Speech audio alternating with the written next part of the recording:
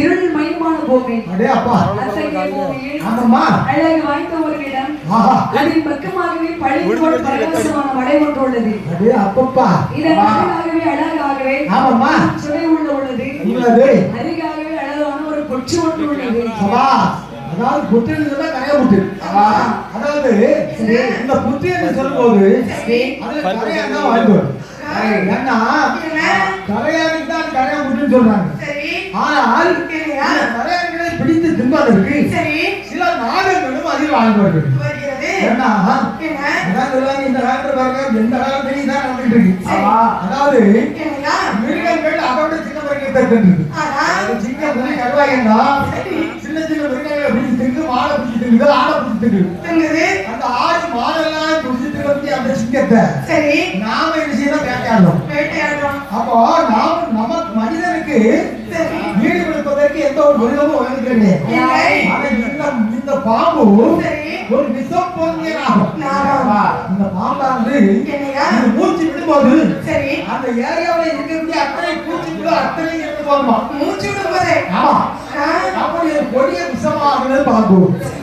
இந்த பாம்பு என்னவா கேட்கிறது, பாம்பின் வாயில் இருக்கக்கூடிய விஷமானது ஒரு அமதிகற்ப கலசம் போல் தோன்றியது. இவற்றில் வந்திருந்தது யாரென்றால் தமிழ் வளர்ந்த செல்வன் ஒதுங்கி மலைக்கு இறைவன் அகஸ்தியமா முனிவர் ஒன்றை கண்டார். முனிவரானவர் என்னவா நினைக்கிறார், இதை பார்த்து மாறுமுகமாக போகவும் கூடாது, கண்டிப்பா போகக்கூடாது.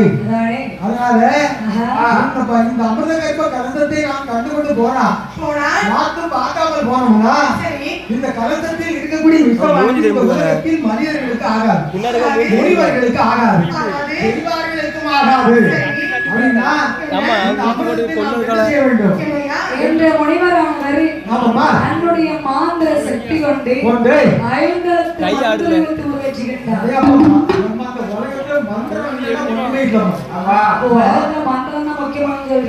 இறைவனுக்கு நாம இப்ப படிச்சிருக்க மாதிரி பாட்டு முட்டாளம் படிச்சுட்டு இருக்கும்போது அம்மாவுக்கு ஒரு ஆக்ரேசம் வந்துட்டே இருக்கு.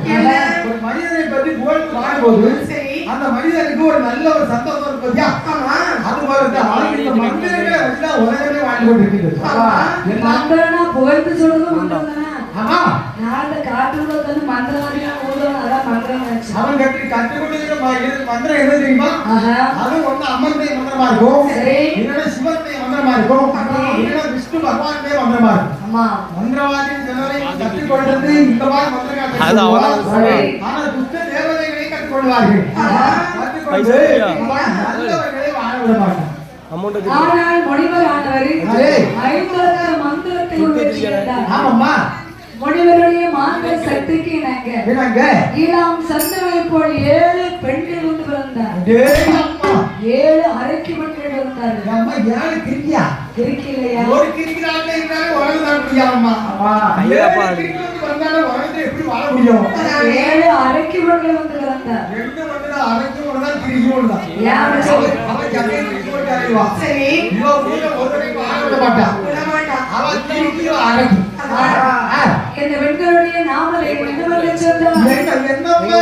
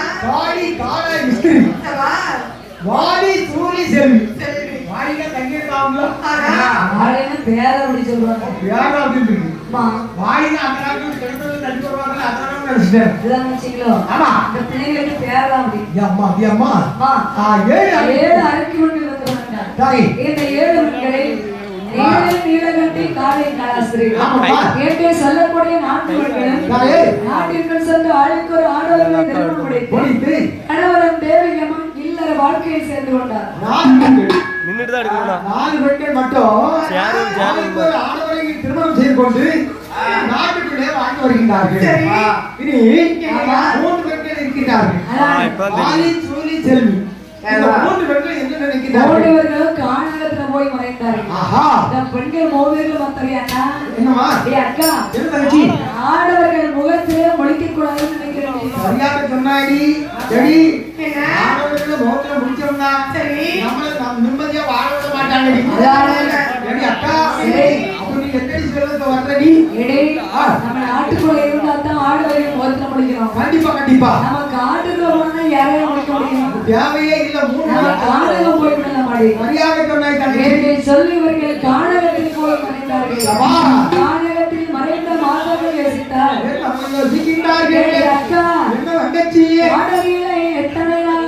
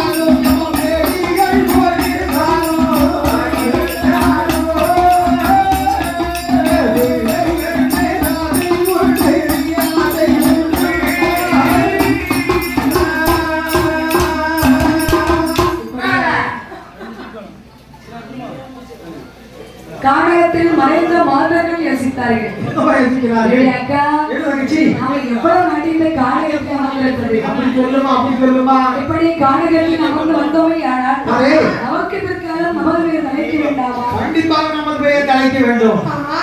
கல்யாணம் முடிஞ்சா பாருங்க, கல்யாணம் முடிஞ்சோட அந்த காலத்துல பெரியவங்க எப்படி வாழ்ந்துருக்காங்க தெரியுமா? எப்படி? அதாவது பரியார் பெற்று வாழையாக பெருமாள் வாழ வேண்டும் பாத்தீங்க. ஏன் அப்படி வாழ்றாங்க தெரியுமா? வாழையடி வாழையடி சொன்னா இந்த வாழை கண்டு இருக்கு பாத்தியா, அந்த கண்டை எடுத்து வேற இடத்துல வைப்பாங்க.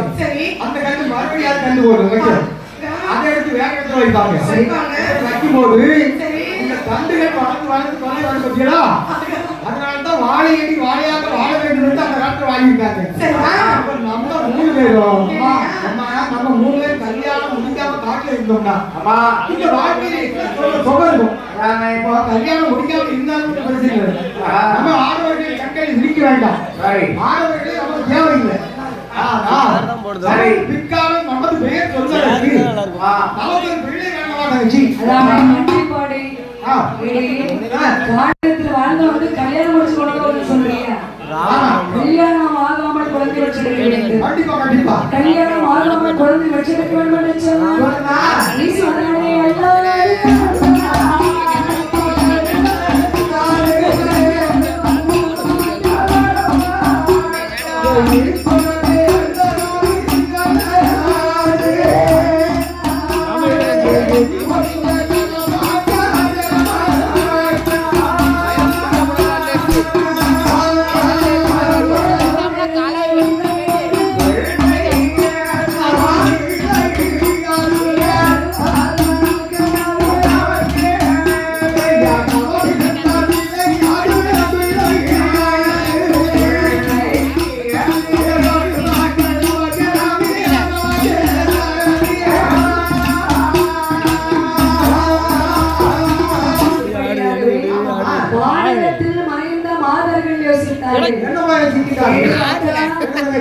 ஆடே கதி என்று சொல்லி காடகத்தில் வந்தவனே, அப்படியானால் நமக்கு பிற்காலம் நமது மீது நிலைக்க வேண்டும் என்று சொன்னார்.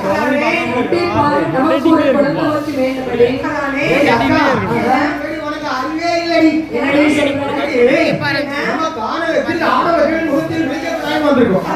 அப்படி இருக்கும்போது சங்கடமா இருக்கு.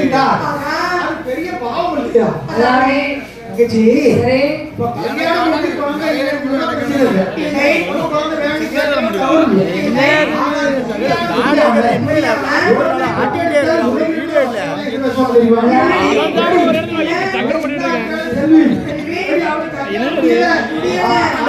அப்படியா?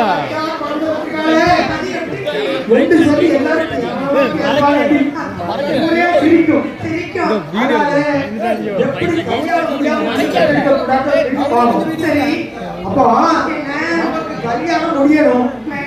சிவனை நாடே தவமருக்கு அடுத்த நாடகம் தவம் செய்கிறார்கள். அவருடைய தவ பெருமையை சொன்னார். ராஜா எந்த மனமோடு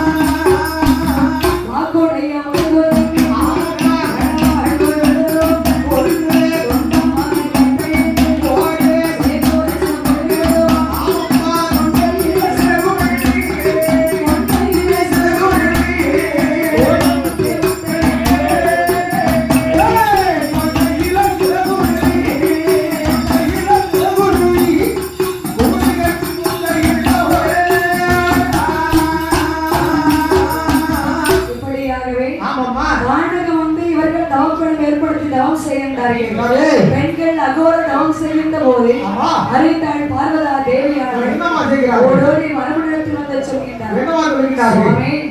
என்னை போற்று மூன்று பெண்குடி மலர்கள் உங்களை நாடி தவம் செய்கின்றார்களே சுவாமி. நீங்கள் அவர்களுடைய தவத்திற்கு அடியவர்களே சுவாமி.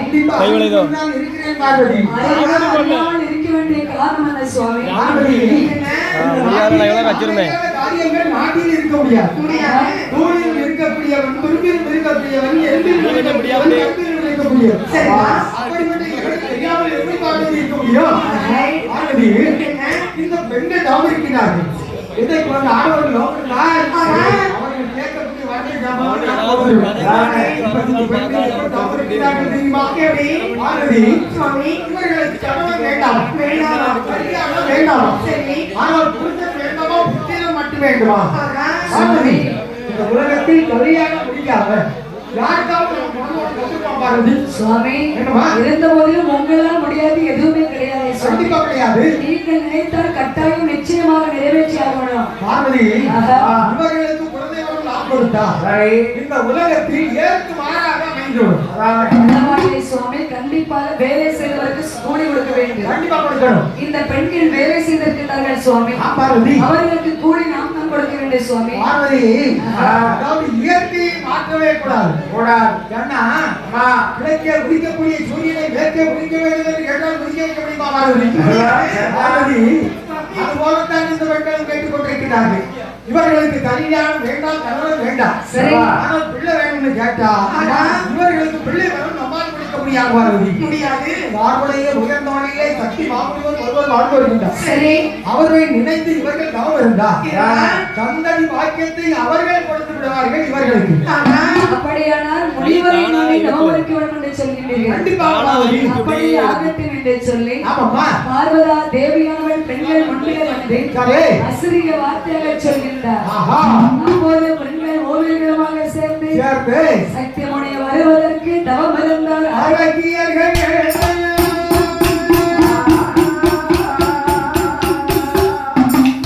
இப்போது இந்த பெண்கள் ஓவியர்களும் முனிவரை நாடு தவம் செய்ய தொடங்கினார்கள்.